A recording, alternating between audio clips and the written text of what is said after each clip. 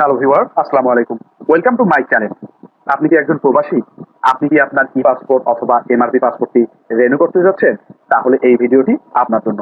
এই ভিডিওর মাধ্যমে আমি দেখাবো একজন প্রবাসী কিভাবে তার ই পাসপোর্ট অথবা এমআরপি পাসপোর্টটি প্রবাসী বসেই রিনিউ করতে পারবে। প্রবাসে বসে আপনার ই পাসপোর্ট অথবা এমআরপি পাসপোর্টটি রিনিউ করতে হলে সর্বপ্রথম আপনাকে অনলাইনে একটি আবেদন করতে হবে। চলুন দেখে নেওয়া যাক এই আবেদনটি আপনারা অনলাইনে কিভাবে করবেন। সর্বপ্রথম আপনাকে গুগলে প্রবেশ করতে হবে এবং গুগলে গিয়ে টাইপ করতে হবে ই পাসপোর্ট। ই পাসপোর্ট লিখে টাইপ করলে আপনাদের সামনে এমন একটি ইন্টারফেস চলে আসবে, যেখানে সর্বপ্রথম যে ওয়েবসাইটটি পেয়ে থাকবেন এই ওয়েবসাইটে প্রবেশ করতে হবে। এরপর আপনাদের সামনে এমন একটি ইন্টারফেস চলে আসবে, যেখানে আপনারা একটি অপশন পেয়ে থাকবেন apply online for E passport অথবা রিইস্যু। এই অপশনে ক্লিক করতে হবে। এখানে ক্লিক করার সাথে সাথে আবার এমন একটি ইন্টারফেস চলে আসবে, যেখানে লেখা থাকবে are you applying from Bangladesh. যেহেতু আপনি প্রবাসে অবস্থান করতেছেন, সেহেতু এখানে আপনাকে সিলেক্ট করতে হবে নো। এরপরে আপনাকে সিলেক্ট করতে হবে আপনার কান্ট্রি, অর্থাৎ আপনি যেই কান্ট্রি থেকে আপনার ই পাসপোর্টটি অথবা এমআরপি পাসপোর্টটি রিনিউ করতে যাচ্ছেন, সেই কান্ট্রিটি এখানে সিলেক্ট করে দিতে হবে। কান্ট্রি সিলেক্ট করার পরে আপনাকে সিলেক্ট করতে হবে আপনার মিশন, অর্থাৎ আপনি যেই মিশনে উপস্থিত হয়ে আপনার ই পাসপোর্টটি নিতে যাচ্ছেন সেই মিশন এখানে সিলেক্ট করে দিতে হবে। যেহেতু আমি সৌদি আরবিয়া সিলেক্ট করেছি, এখানে আমি মিশন হিসাবে দুটি সিলেক্ট করতে পারবো, একটি হচ্ছে জেদ্দা অথবা রিয়াদ। যেটি আপনার নিকটবর্তী হয় সেই যে কোনো একটি আপনি মিশন সিলেক্ট করে দিতে পারেন। এরপরে কন্টিনিউ নামে যে অপশনটি রয়েছে এই অপশনে ক্লিক করতে হবে। এরপরে আবার এমন একটি ইন্টারফেস চলে আসবে, যেখানে আপনি আপনার ইমেলটি দিয়ে দিবেন। এরপরে আই অ্যাম হিউম্যান এই অপশনে ক্লিক করতে হবে। এরপরে কন্টিনিউ নামে যে অপশনটি রয়েছে এই অপশনে ক্লিক করতে হবে। এরপরে আপনাদের সামনে আবার এমন একটি ইন্টারফেস চলে আসবে, যেখানে আপনাকে একটি আপনার অ্যাকাউন্ট ক্রিয়েট করতে হবে। এই অ্যাকাউন্ট ক্রিয়েট করতে হলে আপনাকে একটি পাসওয়ার্ড দিতে হবে। এক্ষেত্রে একটি ক্যাপিটাল লেটার, একটি স্মল লেটার, চিহ্ন এবং নাম্বার দিতে হবে। এরপরে গিয়ে আপনার ফুল নেম এখানে লিখে দিতে হবে। এরপরে গিভেন নেম অপশনে গিয়ে আপনার নামটি ইনপুট করে দিতে হবে। যদি আপনার নামে ৩টি অংশ থাকে, সেক্ষেত্রে প্রথম ২টি অংশ প্রথমে এবং তৃতীয় অংশটি তার নামে গিয়ে ইনপুট করে দিতে হবে। এরপরে আপনাকে আপনার ফোন নাম্বারটি ইনপুট করে দিতে হবে। যেহেতু আমি সৌদিতে অবস্থানরত রয়েছি, সেক্ষেত্রে আমাকে অবশ্যই এখানে সৌদির নাম্বার ইনপুট করতে হবে।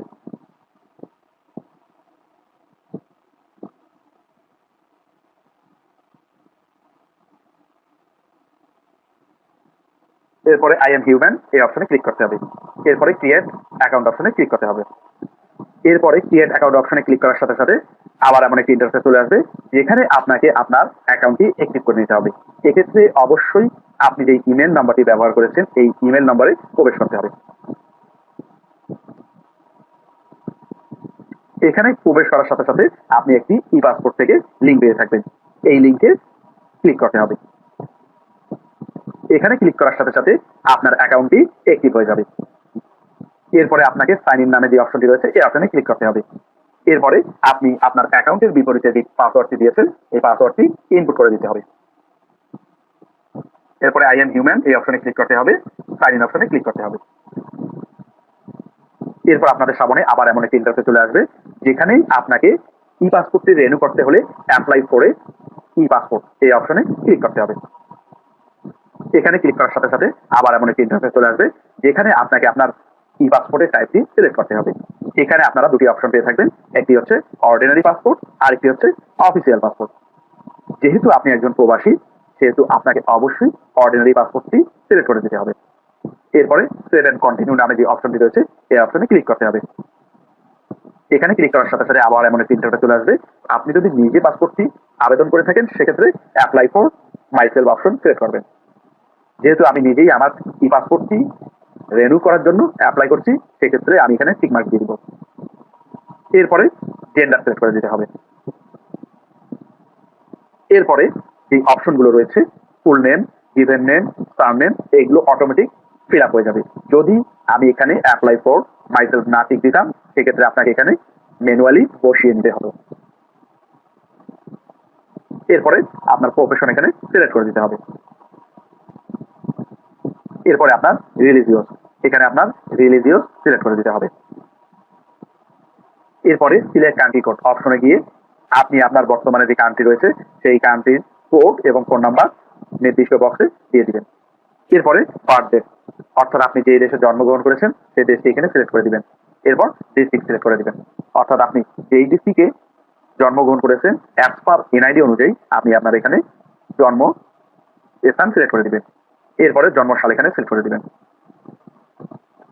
এটি অবশ্যই অ্যাজ পার এনআইডি অনুযায়ী সিলেক্ট করতে হবে। এরপরে সিটিজেন গিয়ে আপনি আপনার সিটিজেন টাইপ সিলেক্ট করে দিবেন। এক্ষেত্রে আপনি যদি জন্মগতভাবেই বাংলাদেশি হয়ে থাকেন সেক্ষেত্রে বাই বার্থ দিয়ে দিবেন। যেহেতু আমি জন্মগতভাবে বাংলাদেশি বর্তমানে প্রবাসে রয়েছি সেক্ষেত্রে আমি বাই বার্থ দিয়ে দিব। যদি আপনার সিটিজেনশিপ অন্য টাইপের হয়ে থাকে সেক্ষেত্রে আপনি এই ক্যাটাগরি থেকে আপনার নির্দিষ্ট ক্যাটাগরি সিলেক্ট করে দিবেন। এরপর সেভ এন্ড কন্টিনিউ অপশনে ক্লিক করবেন। এরপরে আবার এমন একটি ইন্টারফেস চলে আসবে যেখানে আপনি একটি অপশন পেয়ে থাকবেন পার্মানেন্ট অ্যাড্রেস। এই পার্মানেন্ট অ্যাড্রেসের ক্ষেত্রে আপনাকে অবশ্যই মনে রাখতে হবে এই অ্যাড্রেসটি আপনাকে অবশ্যই আপনার এনআইডি অনুযায়ী ফিল আপ করতে হবে। অর্থাৎ অ্যাজ পার এনআইডি অনুযায়ী এই পার্মানেন্ট অ্যাড্রেসটি আপনাকে সিলেক্ট করতে হবে। এক্ষেত্রে কোনোভাবেই এনআইডির বিপরীতে গিয়ে আপনি কোনো ইনফরমেশন দিতে পারবেন না। পার্মানেন্ট অ্যাড্রেসে গিয়ে সর্বপ্রথম ডিস্ট্রিক্ট সিলেক্ট করতে হবে। এরপর ভিলেজ সিলেক্ট করতে হবে। এরপর রোড, ব্লক, সেক্টর। এক্ষেত্রে মনে রাখবেন আপনার যদি রোড, ব্লক, সেক্টর না থেকে থাকে সেক্ষেত্রে নট অ্যাপ্লিকেবল এটি দিয়ে দিবেন। আর যদি থাকে সেক্ষেত্রে নির্দিষ্ট রোড, ব্লক, সেক্টর এখানে ইনপুট করে দিবেন। যেহেতু আমার রোড, ব্লক অথবা সেক্টর নেই সেক্ষেত্রে আমি নট অ্যাপ্লিকেবল দিয়ে দিলাম। এরপর পোস্ট অফিস সিলেক্ট করে দিতে হবে। এরপর পুলিশ স্টেশন এখানে সিলেক্ট করে দিতে হবে।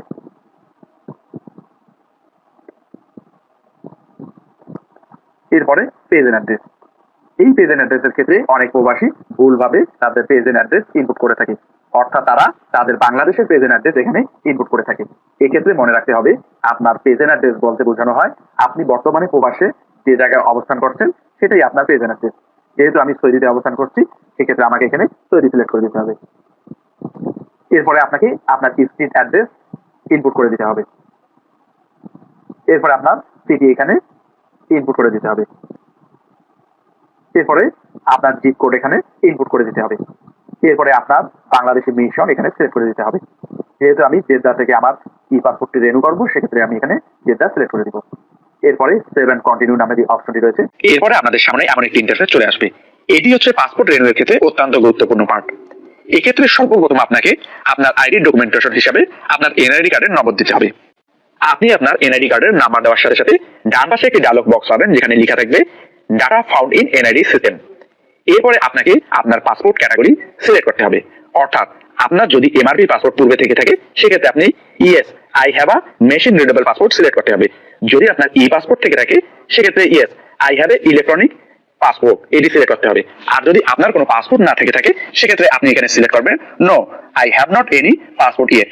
যেহেতু আমি পাসপোর্টটি রিনিউ করব এবং যেহেতু আমার পাসপোর্টটি মেশিন রিডেবল এক্ষেত্রে আমি yes I have machine readable passport select করে দিব। এরপরে আপনাকে আপনার পাসপোর্টটি রিনিউ করার উদ্দেশ্য সিলেক্ট করে দিতে হবে। আপনার যদি পাসপোর্টটি এক্সপায়ার হয়ে থাকে সেক্ষেত্রে এক্সপায়ার সিলেক্ট করে দিবেন। আর যদি আপনি আপনার পাসপোর্টটি ই পাসপোর্টে কনভার্ট করার জন্য রিনিউ করতে চান সেক্ষেত্রে convert to E passport select করে দিবেন। এরপরে আপনাকে আপনার প্রিভিয়াস পাসপোর্ট নম্বরটি দিয়ে দিতে হবে। যদি আপনি আপনার প্রিভিয়াস পাসপোর্ট নম্বরটি সঠিক দিয়ে থাকেন সেক্ষেত্রে ডান পাশে একটি ডায়লগ বক্স পাবেন যেখানে লেখা থাকবে প্রিভিয়াস পাসপোর্ট ফাউন্ড এবং অটোমেটিক্যালি আপনার ইস্যু ডেট এবং এক্সপায়ার ডেট পূরণ হয়ে যাবে। এরপরে একটু স্ক্রল ডাউন করলে একটি বক্স দেখতে পারবেন যে বক্সের উপরে লেখা থাকবে ডাটা কম্পারিজন। আর এখানে আপনি তিন ধরনের তথ্য পেয়ে থাকবেন।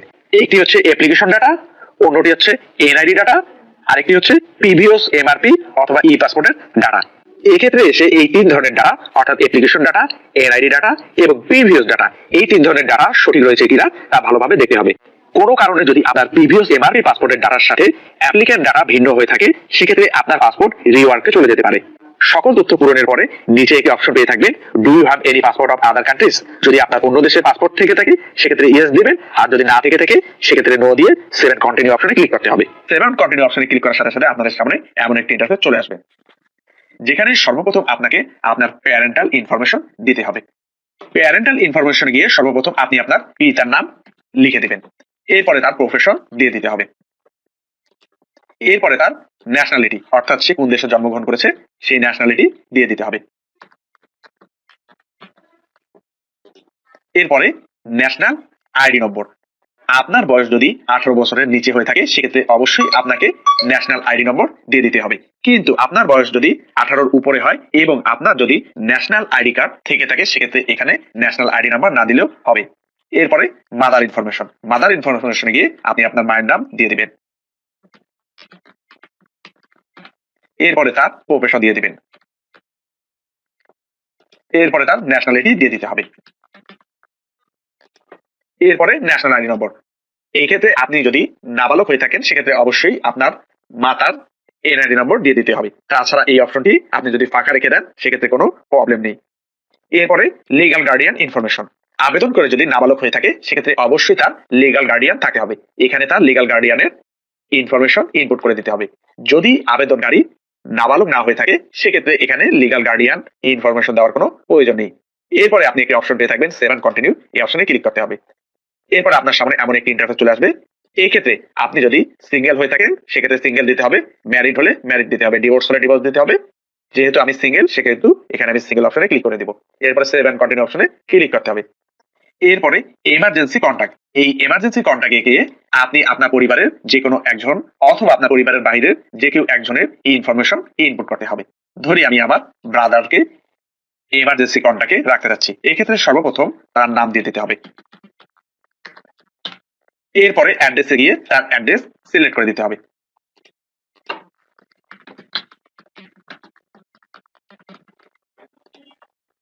এরপরে রোড বা ব্লকে গিয়ে রোড বা ব্লক সিলেক্ট করে দিতে হবে। যদি তার রোড বা ব্লক না থেকে থাকে সেক্ষেত্রে নট অ্যাপ্লিকেবল অবশ্যই লিখতে হবে, কোনো ক্রমে ফাঁকা রাখা যাবে না।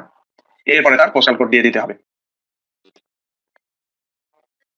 এরপরে নিয়ারেস্ট পুলিশ স্টেশন দিয়ে দিতে হবে। এরপরে তার কন্ট্যাক্ট নাম্বার দিয়ে দিতে হবে।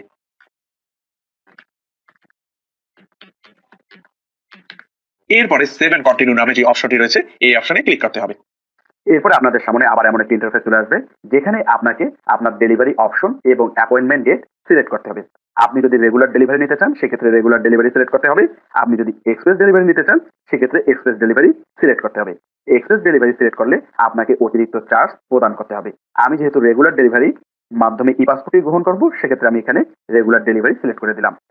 এরপরে আপনাকে আপনার অ্যাপয়েন্টমেন্ট ডেট এবং টাইম সিলেক্ট করতে হবে। এই নির্দিষ্ট ডেটে আপনাকে মিশনে উপস্থিত হয়ে আপনার ই পাসপোর্টের প্রক্রিয়াটি সম্পূর্ণ করতে হবে। চলুন দেখে নেওয়া যাক কিভাবে এই অ্যাপয়েন্টমেন্ট ডেট সিলেক্ট করতে হবে। এখানে সর্বপ্রথম জুলাই মাস রয়েছে, এই মাসে আমরা কোনো অ্যাপয়েন্টমেন্ট ডেট দেখতে পাচ্ছি না। এরপরে অগাস্টে কোনো অ্যাপয়েন্টমেন্ট ডেট ফাঁকা নেই। এরপরে সেপ্টেম্বরে একটি অ্যাপয়েন্টমেন্ট ডেট দেখা যাচ্ছে, এই ডেটটি আমরা সর্বপ্রথম সিলেক্ট করব। এরপরে টাইম, এখানে টাইমটিও আমাদেরকে সিলেক্ট করে দিতে হবে। সর্বশেষে গিয়ে সেভ এন্ড কন্টিনিউ নামে যে অপশনটি রয়েছে এই অপশনে ক্লিক করতে হবে। এরপরে আপনাদের সামনে আবার এমন একটি ইন্টারফেস চলে আসবে যেখানে আপনি আপনার আবেদনের সামারি দেখতে পারবেন। যদি এই আবেদন থেকে আপনি কোনো এডিট করতে চান সেক্ষেত্রে এখানে এডিট অপশনে ক্লিক করে আপনাকে আবেদনটি এডিট করে নিতে হবে। আর যদি আপনি এডিট করতে না চান সেক্ষেত্রে স্ক্রল ডাউন করে নিচে নামবেন। নিচে নামে এই নির্দিষ্ট বক্সে গিয়ে টিক মার্ক দিবেন। দেওয়ার পরে confirm and process to payment এই অপশনে ক্লিক করতে হবে। এরপরে এখানে confirm and process to payment এই অপশনে আবার ক্লিক করতে হবে। এরপরে আপনাদের সামনে আবার এমন একটি ইন্টারফেস চলে আসবে যেখানে আপনারা স্ক্রল ডাউন করলে নিচে একটি অপশন পেয়ে থাকবেন কন্টিনিউ, এই অপশনে ক্লিক করতে হবে।